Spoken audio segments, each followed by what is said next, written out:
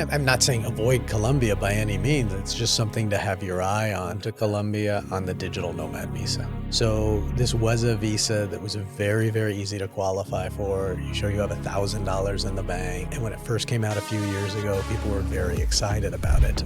There's some real negatives about this. Colombia is looking for 180 plus days in the country. So Colombia isn't one of these countries like Mexico, Paraguay, and some of the others that will renew it regardless of how much time you do or don't spend in the country. I want to buy a property. This allows me to qualify for a permanent residency. Well, if you're buying a property, you don't need any sort of permission. Colombia doesn't have like a requirement you have to be a resident of some kind to purchase a property. So you can go there as a tourist and buy a property. The property purchase and ownership itself doesn't make you a Colombian tax resident. What does make you a Colombian tax resident is spending more than 180 days. Sort of what you have to try to predict, which is very difficult. How it's going to affect the currency, which can greatly affect the viability of the business or real estate investment.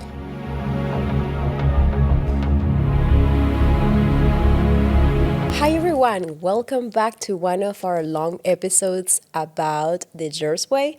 Today we have an interesting topic, as you might know from the title. We're going to be speaking about Colombia, one of the most well-known regions in Latin America where a lot of expats and nomads are starting a new chapter in their life. But before that wave, someone else did it. Someone else went through all that you're living and all your questions that you might have. Someone else have lived that, and it was more than a decade. Let's welcome back the Jerz way. Thanks, Gabby. Yes, I did indeed live in Colombia for many years, so a subject near and dear to my heart. Let's speak about his experience because it's the way that most of foreigners wanted to start their journey, always start in Colombia or Mexico or other regions. But Jerz actually has an interesting story, Jerz. And today we're going to be speaking about that and specifically how everything started and how Colombia shaped you. Well, the Colombia shaped me in a lot of ways. I'll give a little background. When I left the United States, 2007-ish, I didn't really have a plan. Originally, it was supposed to be 6 months, and it just sort of went on and on. And I started in a few places before Colombia. I was in Panama, then in Argentina, and then I made my way to Costa Rica. The original plan I had was to go to Cartagena after Costa Rica, but I was in this oppressively hot Manuel Antonio region of Costa Rica, and I couldn't do something hot again. So I remember I went to Google. Google's always the best friend. Right. And I searched like Colombia, good weather, something like that. And Medellín, of course, known as the city of eternal spring. You've also lived there. That's what came up. And quite honestly, this is back 2009, 2010. I'd never really heard of Medellín other than Pablo Escobar and you know, the Colombian drug cartel. And so I Googled to learn a little bit more about Medellín. And the first article that came up was a Time magazine article from the 80s. And the title of the article was something like, Medellín, the most dangerous city in the most dangerous country in the world. And of course, me being a little bit liking to do things my own way, I said, okay, I got to check this place out. So I made my way to Colombia and to Medellín specifically, and I instantly fell in love with the city. This is back 2010-ish, so there were hardly any foreigners there at the time. Mm-hmm. Completely different place than it is today. I remember like walking around Jerz way back then. If you heard English, it was like, what? You'd have to like look around because you just didn't hear it. There were no foreigners there then. But I went, I set up some businesses in Colombia and lived there, as my primary base for many, many years, and learned many things. I mean, it shaped me. It helped me become a lot more patient for sure. understanding of how to do business in Latin America. I think I got a lot of that from Colombia. So it was definitely an experience that shaped me. So when you say that business and all this, also you lived just, it was in Medellin, correct, during that period of time? I've lived in both Medellin and Bogota. Okay. And when you started living there, what sort of things didn't exist back then? For example, what malls that nowadays expats are seeing? How we can actually say, okay, he was the one. Things, minimal things that Well, didn't exist. like Santa Fe and Medellin, that had just opened in the months or years, not years, like in the months before I came to Medellin. So that was brand new. El Tesoro, that mall, a few years before I came, they had a horrible terrorist attack where they blew up part of that mall. Colombia was a very different place. Restaurants, all of the restaurants you see today, you could find internationally in any city in the world. None of that existed except for one or two places. There was still Carmen, El Cielo, but other than those couple restaurants, there really weren't any of those sort of modern international restaurants. It was all típico food, bandeja paisa, mondongos. It was much more like a Colombian pueblo than the international-ish city that exists today. Also, what you mentioned, the malls and all of these, those were just forests, right? You came to that moment where everything was green, not buildings. It was, I mean, 2010, everything was starting. I mean, you still had most of the high rises. There was definitely a lot more green space. Like if you're facing Santa Fe, that whole area to the left of it, where they've now developed another shopping mall. I think there's a Smart Fit there now, or one of the gyms. That whole center was basically field still. And in fact, the price to buy it was like a few $1,000,000. I mean, it was very, very inexpensive property back then. That was the next question I wanted to ask you. How much was the exchange, or how much was, for example, an arepa at that time, or when you were going to eat a bandeja paisa? What was the exchange rate at that time? So the exchange rate was much worse than it is today. So $1 it fluctuated a little bit, but it was like 1.6, 1.7, 1.8 in there. Okay. You didn't get as many pesos as you got today, but everything was cheaper. I mean, it was very, very cheap because you didn't have the foreign influence yet. And I sort of lived through that period where the foreigners started coming and the exchange rate, so the peso started devaluing. So you started getting more and more pesos. It went up to 2,000, then it held there, and then it went to 3, and then it went even up higher.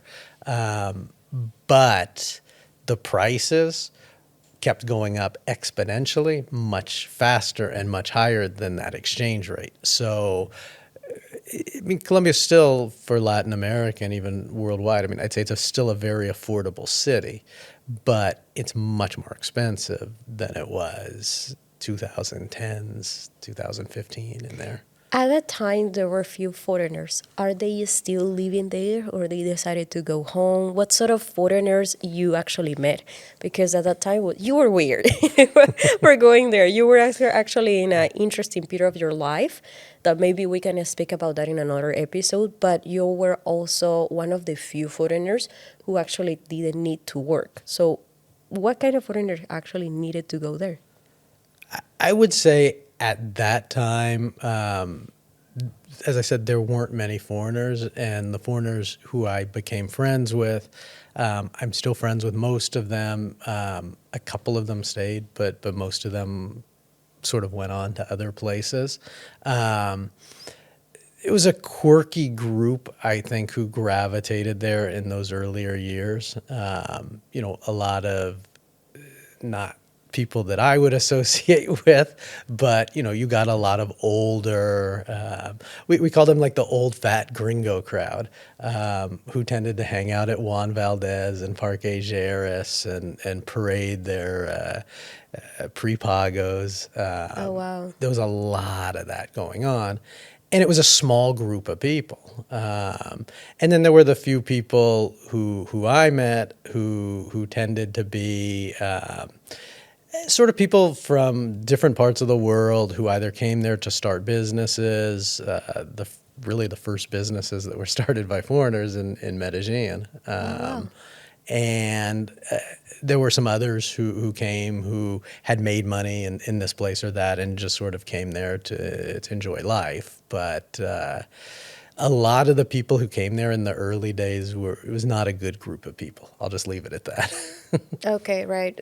But in that, you were actually the nuanced person, and I'm sorry that I said weird. That was not the word. Guys, this is not my language, and sometimes I say things, so I do apologize for that. No. But I wanted to say you were the different person there in those expats.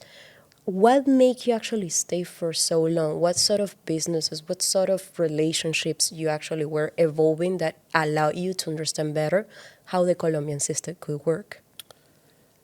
Well, I think when I got there, I really fell in love with the quality of life and the style of life. So, everything from the weather to the fact that at least it appeared everybody and everything was so friendly, so easygoing. I started a couple of businesses in Colombia. A couple of them did very well. A couple of them did not. I had different relationships over the years in Colombia.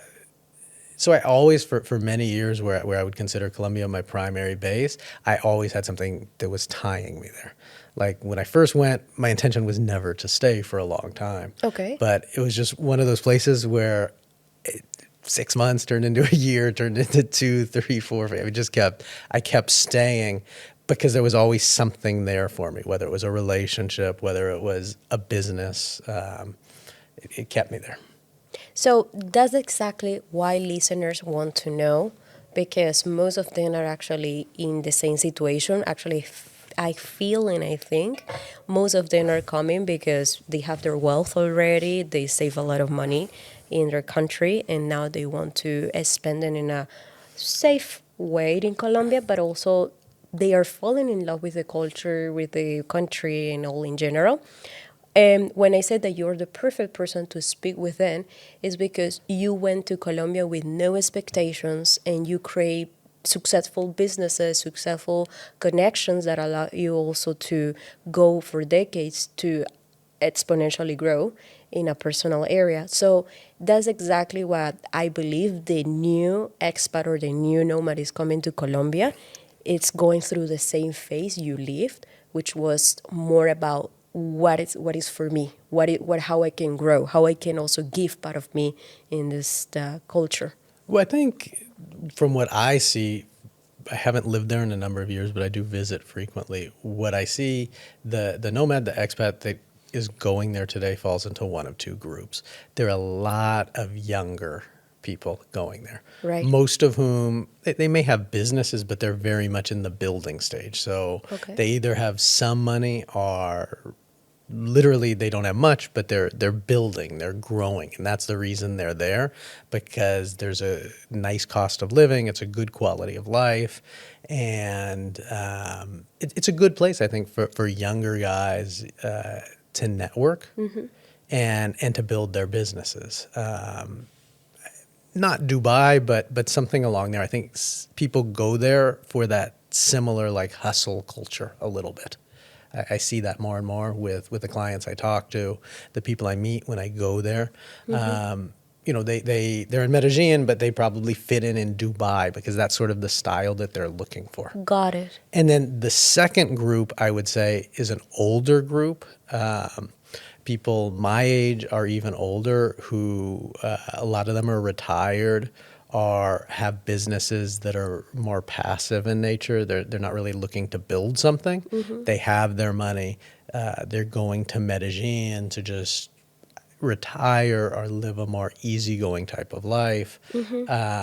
Many of them live in places like Rio Negro, Okay. Llano Grande, so sort of outside of the city, be it Bogota, Cartagena, Medellin.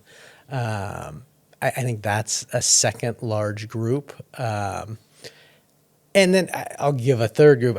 You still do sort of get this, guys who go there for the sex, go there for the drugs. I see more and more. I see like a lot of guys who have been married, had kids, and then they come there sort of to go wild and relive their Yeah. lost glory days. Yeah, that's the sort of people that may change the law for you guys. I'm sorry about that to tell you, but those are the guys that we don't want in Colombia. Unfortunately, that's Yeah. not the welcome people, and we are speaking that right away because, yeah, there's a part of the culture that allows to think about that, but also we have to understand that it's a culture that wants to understand that it's not that. They are more professionals. There are other aspects that we can speak about then, because the Colombian law changed the immigration officers change every aspect to avoid that third group. Yeah, well, so that's one of the big reasons in the last couple of years the immigration laws have changed, and it's become, especially in the last few months, much more difficult to qualify for the different residencies. And the reason for that is they're trying to keep out this sort of bad element. We're not going to sugarcoat it. It definitely exists in most cities in Colombia. Yeah. You get a lot of these foreigners that really would not be wanted anywhere with sort of the lifestyle that they come there to pursue. Let's speak about the two groups, because the third one is going to be eliminated in a few months with the laws that they're implementing, and also because they don't have the money, and also the inflation in Colombia has helped to reduce that sort of person. So with those two groups that you're mentioning, the first one that is building in Colombia and the second that is going to Dubai because they are still in the hustle phase, but they are successful enough. What happens with these people? How is the process with the residency? What is the process of their taxes? How it works for them? So most of those people, those are sort of one and the same, the hustle and the people building. Most of them come to Colombia on the digital nomad visa. So this was a visa that was very, very easy to qualify for. You show you have $1,000 in the bank. And when it first came out a few years ago, people were very excited about it. There's some real negatives about this visa that people should understand, especially since this is what most of that first group of people coming to Colombia are getting. First of all, it's a visitor visa. So it's basically the same class of permission as just a tourist visa. So the time that you're under this visa does not count for anything. It doesn't count for citizenship. It doesn't count for permanent residency. Additionally, you can only do it for 2 years. So the first year, and then they'll renew it for a year, or maybe they give you 2 years if you're lucky at the beginning, but then they won't renew it. So it's not like a long-term solution if you plan to stay in Colombia.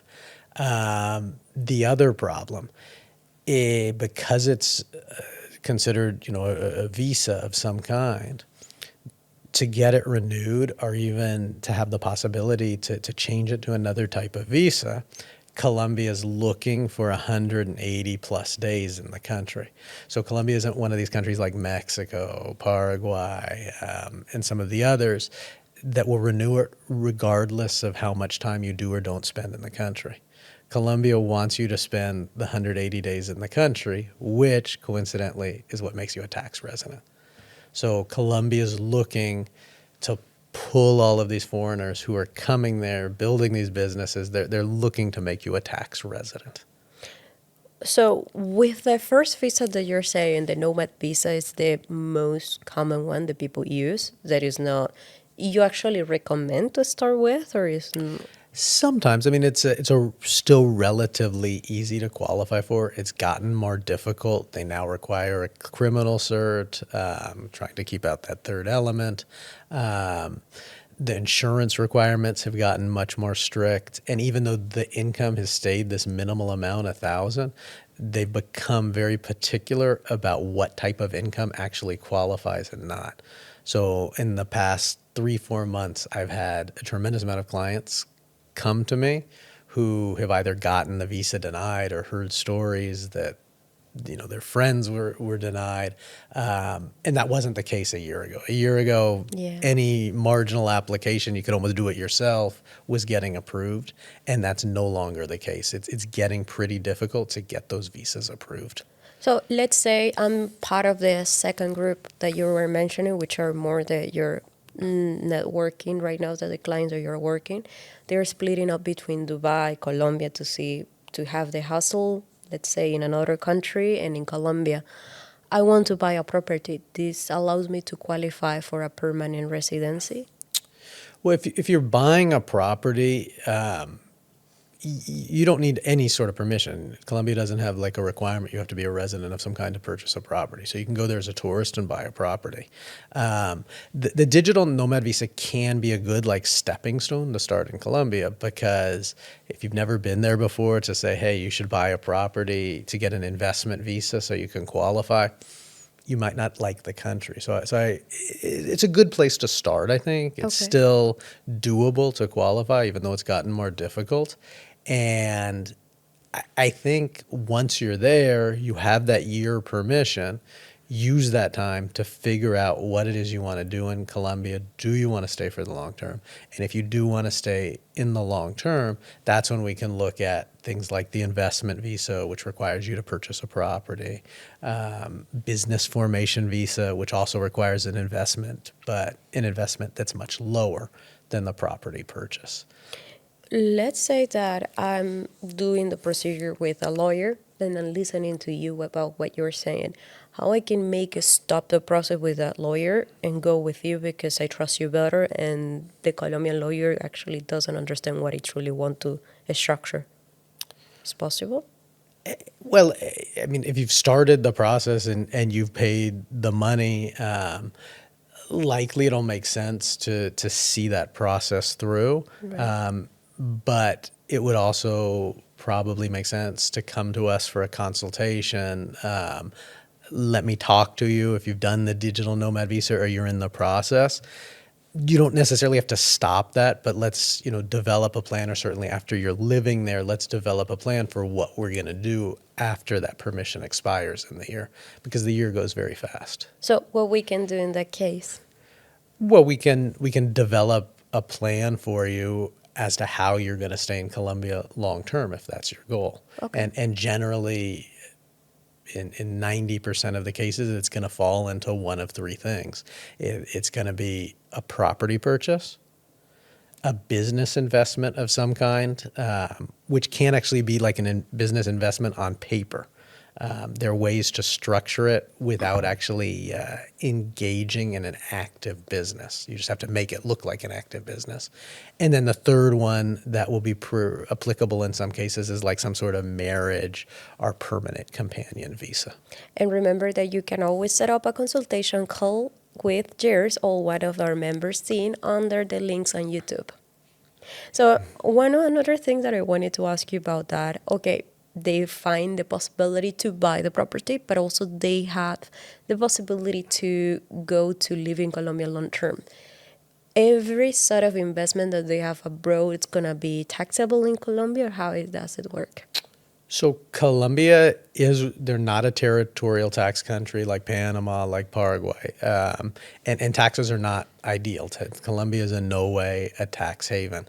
The property purchase and ownership itself doesn't make you a Colombian tax resident. What does make you a Colombian tax resident is spending more than 180 days inside the country.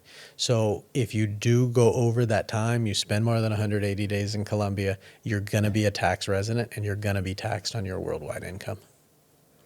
Now that we're speaking about worldwide income, Let's go with this topic. This is very interesting about geopolitical and risk management. Always your clients are asking you, what are your thoughts on this? But I would love to know more in your experience since you lived under different political fields in Colombia, in Argentina, right? You have that experience. Right now, Colombia, it's on the left side, right? But when you Very lived much. there, yeah, but when you lived there, it was the right. Um, there are certain things going on at that time. Tell me what changed since you arrived and nowadays in a political aspect that could implement worldwide So consequences. when I first got there, Uribe was president, Mm-hmm. and Colombia was much more on this upward trajectory. It was for the first time in a long time getting on maps. It was becoming a place people wanted to go to again.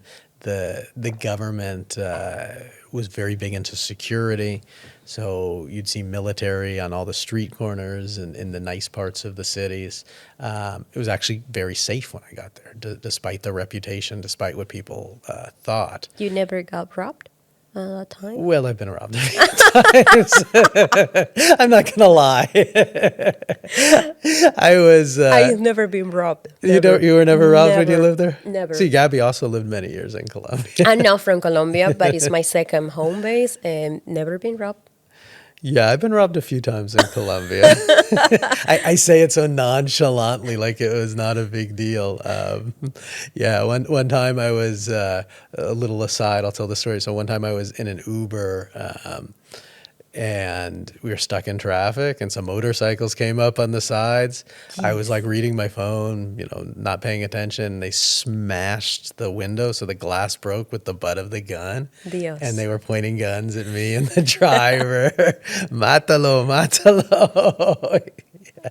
Oh I'm my laughing, but I mean, obviously not funny. Scared the shit out of me. But the thing about Colombia, and I know I have many friends who've been robbed there. Yeah. Generally speaking, Colombian robbers are pretty friendly. As far as that goes, like Brazil. in Brazil, for example, the probability that the robbery is going to go wrong and you're going to get hurt or worse killed is much higher. In Colombia, generally, the people just want your cell phone. If you ask me as a Latina in what country feels safer, no matter in all the countries I've been, it will be top number one, Colombia. Yeah. Warranty. In my experiences has been Paraguay, Argentina, Brazil, and Brazil is one of the most dangerous countries I've ever been. But I was one on a kiosco, which is where you take your coconut water. And actually, I was with Jerz, and he went to the bathroom. He just went 1 minute. Immediately he left. A person came to me, and he was going to hit me in my face because I didn't have money in cash. I got so traumatized by that I'm so scared to go outside of Brazil when I'm alone because of that situation. Never happened to me in Colombia. We were still enjoy our time in Brazil, but if you go alone, if you're a woman or a man, just be careful about your surroundings, because the right now the society in 2025 are getting more violent. It was not like that before. Even people, I specifically can say, when we speak about the violence has been tremendously changed in the past few years just after COVID, and you need to know about that. We're not sugarcoating the things that is not happening, is happening, and you have to be very careful. Yeah, people are much more on edge now. We talk about Yes. that a lot. So yeah, I mean, Colombia has its dangers, but quite honestly, you can get robbed in any city in the U.S. and Europe. Use common sense. Be careful. But back to like the geopolitical. So when I got there, it was Uribe. It was very safe. There weren't robberies like I'm speaking of. And then after Uribe left, a couple of years in when I was there, Santos became president, and the priority was no longer the security. So the military started disappearing, and then you had the crime start. So that was the period where I got robbed a few times. The government also, they periodically do operations, which on the surface might seem positive, where they go in and sort of try to cancel out the cartels. So they'll go capture or kill the leaders of the different cartels that control the cities. And that creates more chaos because the cartels actually do a very good job of sort of controlling the city and keeping the violence to the minimum. But once you disrupt that, then it becomes a lot more dangerous again. So it sort of goes through these periods where it's more or less dangerous. We're entering about this interesting conversation about geopoliticals. You're the expert about this. Trump is announcing that he's going to be trying to go after the cartels. Venezuela also. It's about very scary times, the militarization. We just received yesterday when we record this, there's a lot of troops in the Caribbean. What's going on, Jerz? Well, I think Trump is using the politics and the drugs as somewhat of an excuse to be able to go in and have more control of these Latin American countries. So I do think it's very likely we'll see active operations on the ground, which on one hand I think will disrupt the activity of the cartels, and a lot of people are going to say that's very positive. The problem is that has a tendency to destabilize the cities and the countries. So my guess, if and when that does happen, a place like Colombia will quickly become more dangerous again, because the cartels will lose power, which means the individual petty criminals will start to pop up again. And so then you see more robberies and more of those things that affect the expats, the people who are living there on a day-by-day basis. From a political worldwide standpoint, obviously the cartels are bad. They're doing a lot of damage to the world, exporting drugs to the United States and around the world. But quite honestly, the activity of the cartel doesn't directly impact the people living in Colombia, the expats, I mean, living in Colombia. So if you're disrupting those networks, you are going to see more and more petty crime and things that will impact the day-to-day lives, unfortunately, of the people living in a place like Medellín or Colombia. So what you're saying is that right now we're in uncertain times, even for expats that are thinking about implementing businesses there, properties, because of this situation that's going on? I mean, I'm not saying avoid Colombia by any means. It's just something to have your eye on. As far as creating a business or purchasing property, it's something to keep your eye on. It's not something that's going to directly impact the success or failure of those things, but I'll give you an example. So if this were to destabilize Colombia in a way, you could have a situation where the currency loses a lot of value, or you could have a situation where the military from the U.S. goes in, sort of takes control, militarizes everything with the help of Colombia, and suddenly Colombia is a lot more secure and is receiving more funds from the U.S., in which case the Colombian peso could strengthen. Right. So that's sort of what you have to try to predict, which is very difficult. How it's going to affect the currency, which can greatly affect the viability of the business or real estate investment. So what I'm understanding is be flexible.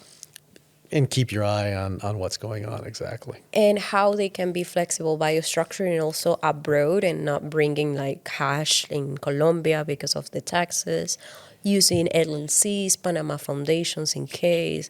How would you recommend in that case? Yeah, I mean, I like personally, I think there's a lot of risk right now to invest in property, for example, in Colombia. I would not personally purchase a property right now in Colombia.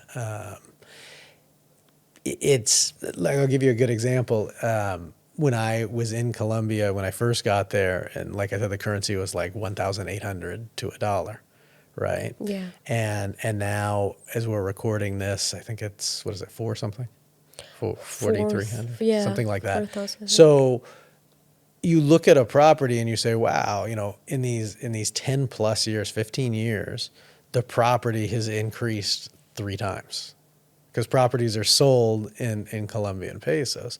But once you figure in the change in the currency, you actually haven't made much money. And in some cases, you've actually lost money, despite the fact in Colombian pesos, the property's gone way up.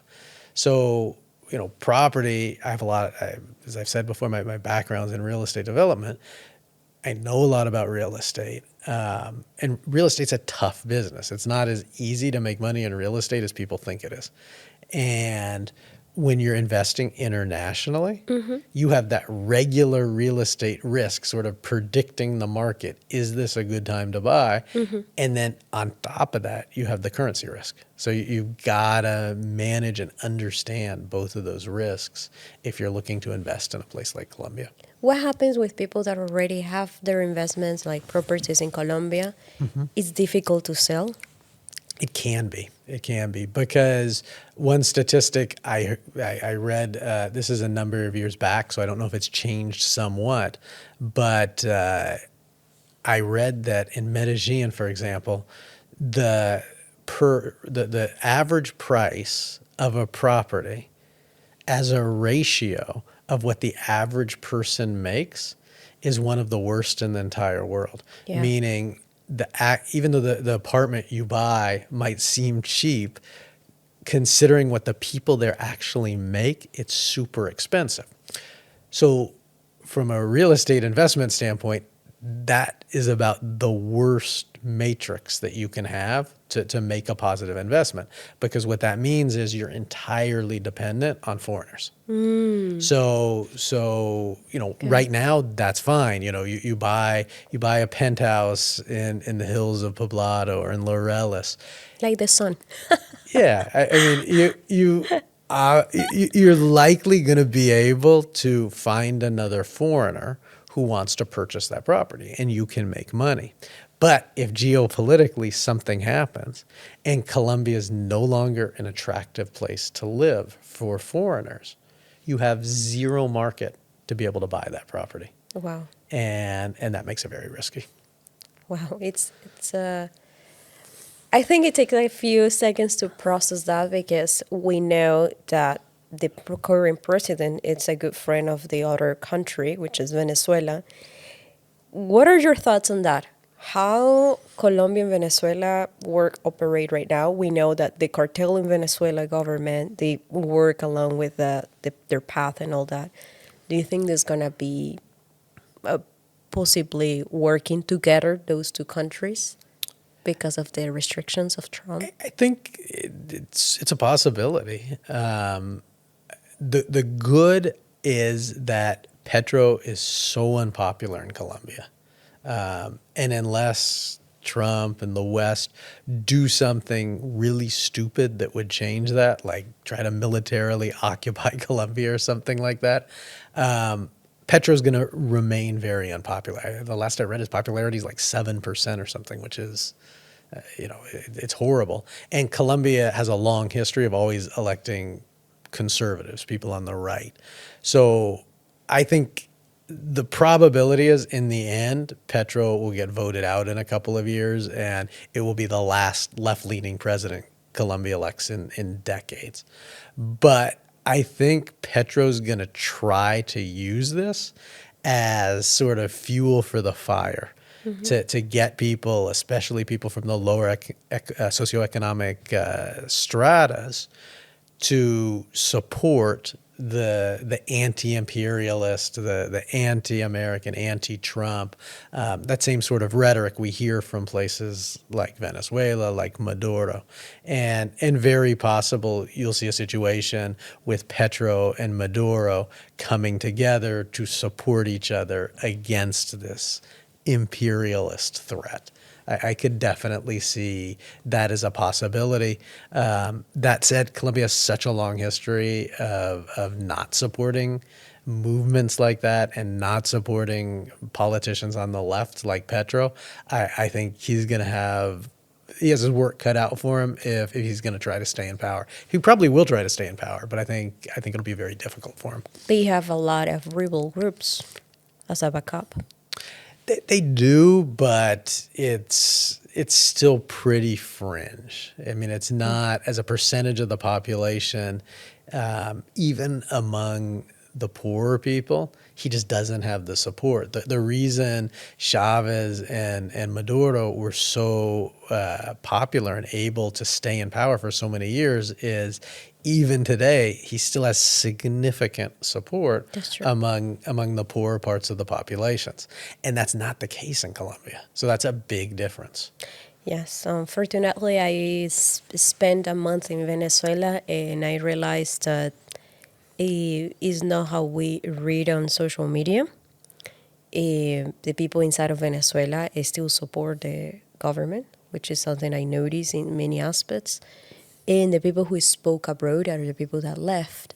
So as you're saying, I completely agree with you that the geopolitical aspects are going to be aligned to what you're saying.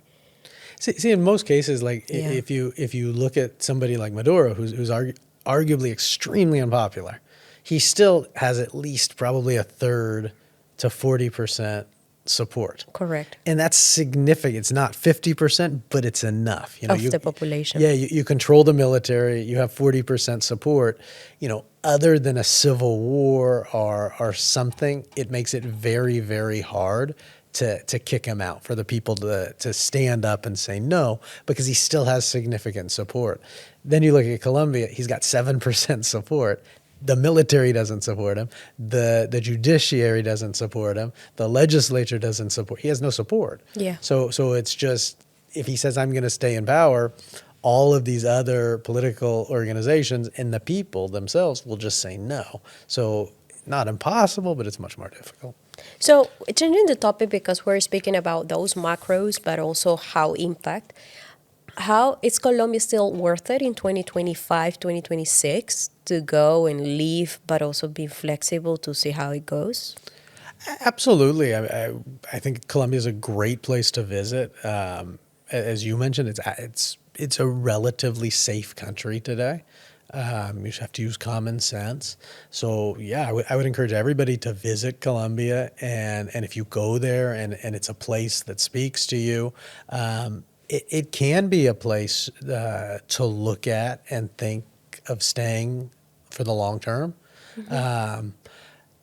I would definitely recommend to everybody that you go there and spend time, though, before you just like rush in and say, hey, I'm going to invest a couple $100,000 in a property or something like that. Or I met a beautiful Colombian and I decided that's the love of my life.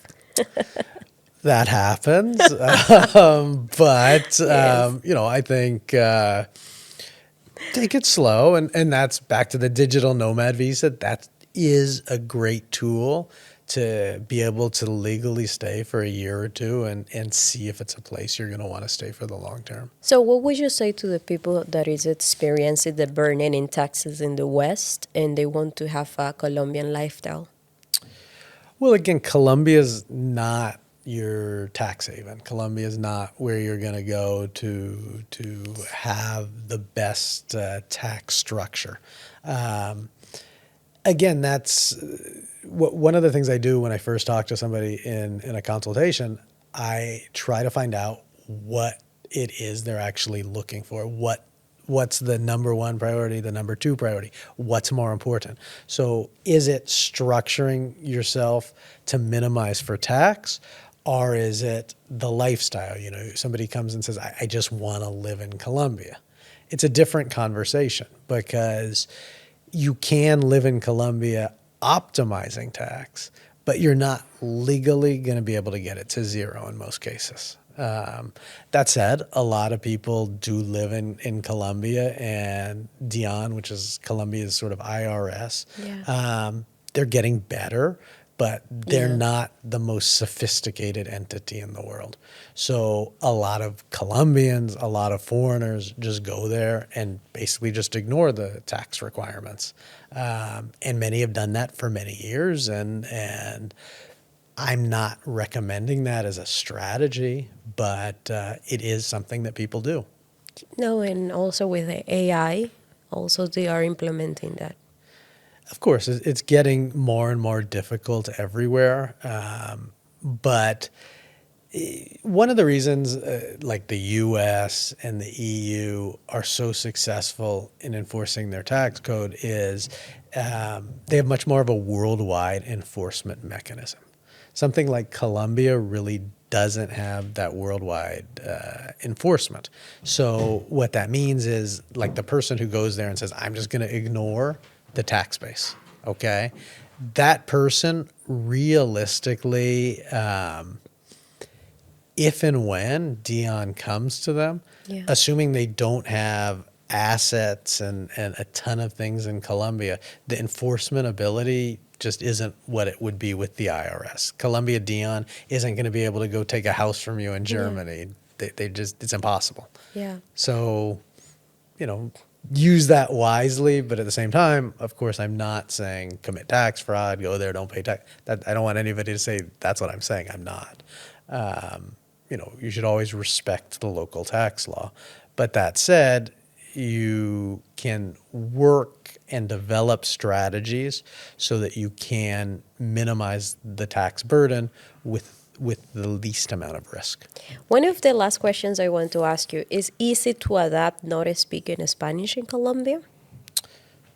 Well, so when I got there originally, not at all, because nobody spoke English. That was when I really started learning Spanish quickly, because I just had the need, because I was dating businesses. So I learned the language very quickly at that point. Today, I would say if you're going to go there and you're serious about staying for the long term, 100%, you need to learn the language. I would say that about anywhere. But that said, you are able to, I think, go there, certainly like for a vacation, for the short term. You'll be able to function without the language, because these days there are enough foreigners and enough people, because there's so much foreigners, speak really good English. So it isn't one of those places where I'd go and I'd say, you're not gonna make it without the language. In the smaller towns, of course, it's more difficult. But if you're going to Bogota, if you're going to, Cartagena, Medellín, the bigger cities, you're going to do just fine, even if you don't speak Spanish. Much more so than, say, in Brazil. Yeah. No, wait, the medical tourism, which is one of the first top on the list, is Colombia. Yep.